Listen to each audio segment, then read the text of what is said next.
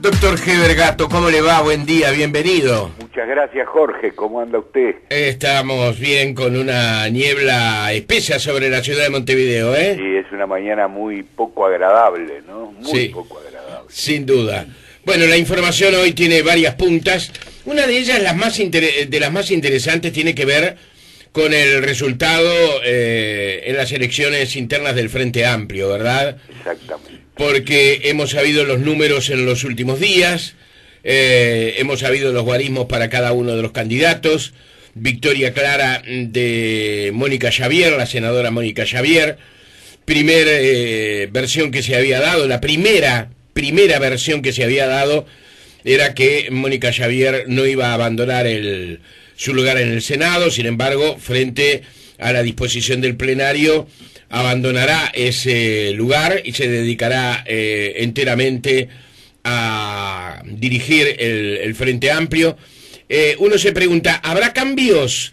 Porque las diferencias que se están dando, hoy por ejemplo leía en el semanario Búsqueda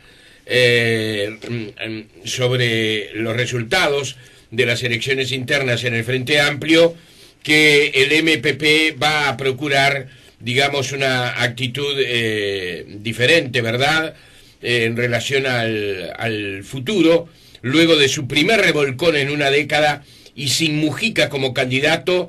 El MPP intenta recuperar la humildad. El título, luego de un informe, es "Con firmeza y pragmatismo, Mónica Xavier inicia la presidencia del Frente Amplio con el fin de movilizarlo y superar la tensión". Esta era una elección que tenía sus características muy especiales. Sin ninguna duda, era un poco poner a prueba o someter a consideración de los Frente Amplistas la estructura interna de la coalición, es verdad. Después del triunfo de Mujica, esta fue la primera ocasión donde los Frente Amplistas tuvieron ocasión de pronunciarse sobre la gestión de gobierno, los equilibrios internos, el modo de representación en el plenario, etcétera. De modo que para el Frente no era una prueba menor.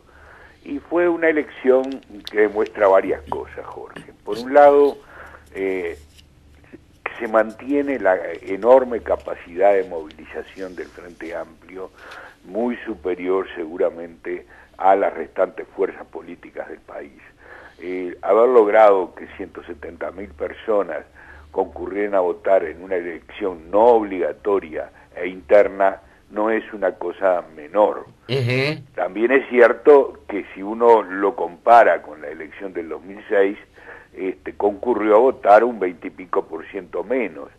Pero yo diría que es más importante, me parece a mí, el primer dato, es decir, de mantener una capacidad de movilización importante, que el segundo, si uno considera el desinterés de la política que demuestran casi todos los países de Latinoamérica, del mundo en cierta manera, sí, y el Uruguay en particular, ¿verdad? Hay una encuesta última que es clarísima en el sentido de que los jóvenes les interesa poco o nada la política, y yo creo que lo mismo ocurre con los viejos, ¿verdad? Vivimos en un mundo donde la vida privada ha adquirido una importancia que no tenía y la vida pública ha sido relegada como consecuencia.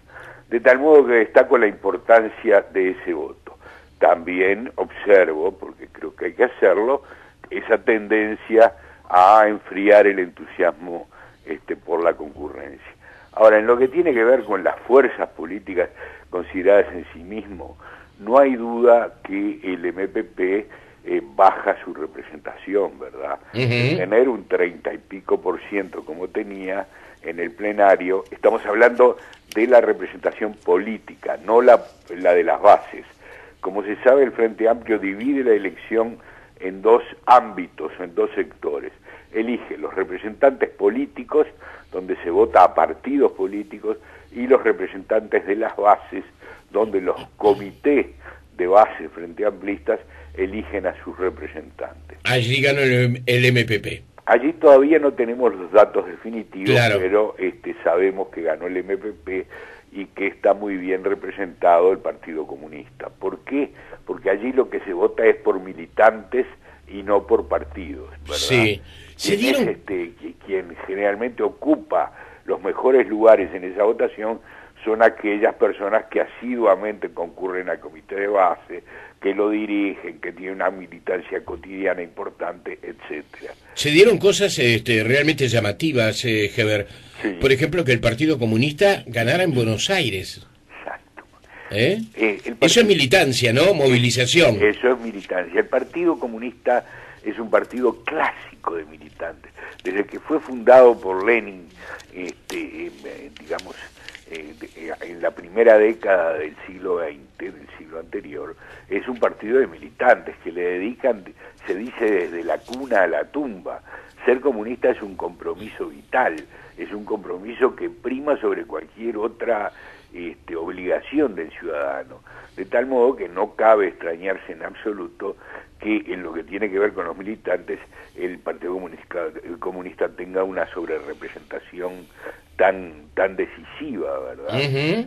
Lo mismo, pero en menor medida, ocurre con el MPP, que es un partido también de fuerte compromiso ideológico y que obliga a sus militantes a una concurrencia también muy asidua a los ámbitos de socialización política. De cualquier modo, como decíamos, en ese ámbito de la militancia, bueno, claramente va a haber una mayoría, no sabemos todavía exactamente de cuánto, pero una mayoría muy importante del MPP y del Partido Comunista. Yo te diría además algo que no se ha dicho, incluso si hiciéramos abstracción de esta representación desde el punto de vista de los militantes, aún en la representación política, y pese al bajón fuerte que tuvo el MPP, me parece a mí que sigue conservando una mayoría en las resoluciones plenarias. Ajá. Solo en el ámbito político. Sí, ¿Por qué digo esto? Porque el MPP sacó aproximadamente el 20% de la votación, 19 y fracción, redondeando el 20%. El Partido Comunista sacó un 13%, pero todos los grupos pequeños, ¿verdad? El grupo de Sendic, los grupos del interior, son eventuales apoyos de Mujica. De manera que sumando eso en una aritmética bastante compleja, pero que se debe hacer, uno se va a encontrar con que el MPP tiene una representación de alrededor del 52-53%. No que sean propios, sino que son aliados en las votaciones. Socios. ¿Verdad? Socios, ahí está. Con una visión ideológica en ciertos aspectos bastante parecida.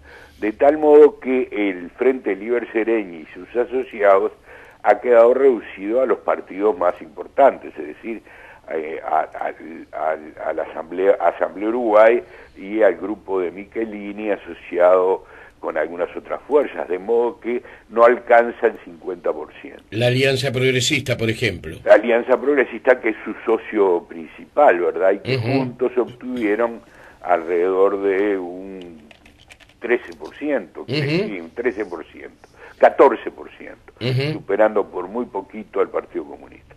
De modo que no habría que esperar cambios espectaculares en la política del Frente. Sin duda, el hecho de que haya un presidente nuevo, una mujer con ánimo renovador, como es Mónica Javier, puede implicar que el partido, que el Frente se mueva con mucho más coordinación, con mucho más, haciendo valer mucho más la estructura, ¿verdad? Sí. Pero me da la impresión de que ideológicamente seguiría primando la línea de Mujica, ¿verdad?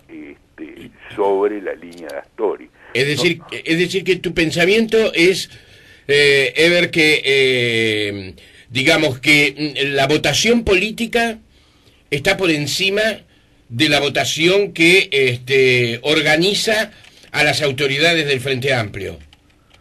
A ver si te entiendo, Jorge, sí. La pregunta. Tu pregunta es si la representación política... Formulámela de nuevo. Por favor. Ahí está, si la representación, por ejemplo, por un lado tenemos la victoria de Mónica Javier, ¿verdad? Pero todo indica que en la otra elección, que también es muy importante, que tiene que ver concretamente con las bases, como tú señalabas, allí hay una victoria del MPP Esto falta confirmarlo, pero es prácticamente un hecho, ¿verdad? Exactamente. ¿Actuarán armónicamente esas dos líneas que corresponden a un mismo partido, a una misma coalición? ¿Tendrán los mismos intereses? ¿Empujarán hacia las mismas orientaciones? Mira, si uno observa hacia atrás en el pasado, yo te diría que no ha habido una coordinación exacta entre ambos sectores, entre ambos ámbitos, para decirlo mejor. Lo que ha ocurrido es que cuando hubo que tomar algunas decisiones importantes, como fue el caso, por ejemplo, de la anulación de la ley la ley de caducidad. En ese caso, en definitiva, hubo una coordinación y se sumaron claramente ambos ámbitos. Yo de cualquier modo lo que señalo, Jorge, es que aún si se hiciera abstracción del ámbito no partidario, aún si se hiciera abstracción, si pensáramos que ese ámbito no existe, igual el MPP con sus asociados sigue teniendo mayoría por encima del Frente Liber Seregni en esta elección. De manera que cuando uno analiza los resultados en su globalidad, debe relativizar la pérdida de poder del MPP. Sin duda que ha perdido poder, sin duda que se vislumbra una tendencia a perder apoyos en la opinión pública y por consiguiente a perder votos, pero esa caída no es tan importante como para cambiar el equilibrio de fuerzas en el Frente Amplio en este momento. Es posible que la tendencia a mediano y largo plazo sea que progresivamente el Frente Liber Seregni vaya ocupando posiciones por encima de el otro frente con Mujica a la cabeza o con el mujiquismo a la cabeza. Pero el fenómeno todavía no está concretado en esta elección. Por consiguiente, relativicemos la crisis del MPP. Crisis que, además, y esto es otro elemento de análisis importante, tiene que ver con el propio Mujica. No nos olvidemos, porque es esencial para entender lo que pasa en el frente, que los votos del MPP fueron votos obtenidos a través del prestigio, del carisma, de la fuerza de Mujica. Sí. No hubo una figura en el MPP que uno diga tiene la capacidad de arrastrar gente por sí solo. No, lo que hubo fue el matrimonio Mujica-Lucía Topolansky aglutinando prestigio y votos, y a través de esa aglutinación el MPP creciendo. Lo que uno observa es un fenómeno que se relaciona con el otro de modo muy fuerte. En la medida que el prestigio, el apoyo, los votos que concita el presidente y su señora tienden a disminuir, tiende por consiguiente a disminuir la fuerza de el MPP dentro del Frente Amplio. Esta es la conclusión más obvia de esta elección, ¿verdad? La más importante, me parece a mí. Claro. Hoy hay declaraciones del ex ministro de Economía Achugarri en el semanario Búsqueda, ¿sí?, donde Achugarri, que como tú sabes no concede fácilmente entrevistas, ha preferido cultivar un perfil muy bajo desde que abandonó el ministerio y dedicarse fundamentalmente a sus cosas, más allá de que su papel y su rol y su interés político se mantenga, ¿verdad? Sí. Señala que llama a la reflexión y la prudencia a partir de situaciones que se están dando hoy en el mundo, especialmente en Europa. Habla allí de la recuperación europea, que es mucho más lenta y errática que lo que los más pesimistas imaginaban en el año 2008. Llama a considerar seriamente los fundamentos de las medidas que este otoño ha tomado el gobierno de Brasil al percibir que los flujos de capital se están revirtiendo, que los términos de intercambio se van a deteriorar y que además hay una guerra de divisas. En Uruguay no estamos con la misma sensación, dice, de urgencia y gravedad que tiene ese escenario para el cual se está preparando Brasil, deberíamos estar en el mismo esquema de reflexión y tomar algunas de las medidas que está adoptando ese país, como una reducción del gasto burocrático, el fomento de la inversión y la baja de los impuestos a la producción, particularmente al trabajo. Uno piensa, ¿verdad?, diagnóstico o pronóstico que hace Achugarri, piensa con un escenario que posiblemente el Frente Amplio deba, digamos que, lidiar con él en poco tiempo, como gobierno. Sin duda, sin duda. Mira, Jorge, en este momento hay dos posibilidades de posicionarse. El gobierno tiene dos perspectivas, si tú querés. Una perspectiva es la que adoptan los militantes, el cuerpo activo, los políticos más comprometidos con la izquierda del MPP. Cuando hablo de la izquierda del MPP estoy hablando de todo ese polo ideológico que tiene matices, pero que tiene una línea más volcada a la izquierda que el polo integrado por Astori y sus asociados.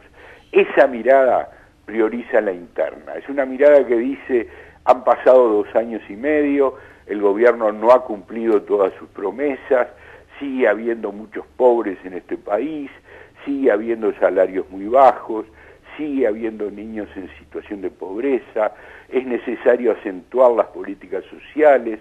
Esta ha sido la promesa que efectuada por el MPP, y el gobierno tiene, en definitiva, si no quiere seguir perdiendo apoyos, tiene que priorizar esa conducta que es su razón de ser. Esta es una mirada que uno siente cuando lee, por ejemplo, el reportaje efectuado a Frugoni días pasados en Búsqueda. Todos estos elementos estaban claramente reflejados. Por consiguiente, la política de ahora en más buscaría, eso no quiere decir que se tiren al agua a hacer locuras, significa que el acento estaría dado por esta priorización de las políticas sociales sobre una política que busca los equilibrios macroeconómicos. La segunda mirada posible que puede hacer un frente amplista, a mí me parece que es la que en definitiva propone Achugarri allí, no porque él sea frente amplista, sino porque se posiciona mirando al mundo y dice: ¿qué ocurre en este momento? Bueno, Europa vive una profunda crisis, ha cerrado su demanda importadora, hay una crisis monetaria muy importante, Estados Unidos tampoco goza de demasiada salud, el crecimiento chino, hindú y del sudeste asiático aminora su impulso, de manera que tenemos que tener mucho cuidado, priorizar los equilibrios, ser muy prudente, no gastar más allá de lo que tenemos, en fin, una mirada que podríamos calificar como mucho más conservadora. Ahora, ¿cuál va a primar en el Uruguay? Va a primar esa mirada interna que tanto exige un sector del frente, que dice: dejamos desperdiciar un gobierno que no es fácil obtener y no hemos cumplido con nuestro programa, no hemos permitido romper las desigualdades en el país. Este es el momento de hacerlo porque no va a haber otro en el futuro. Primera mirada.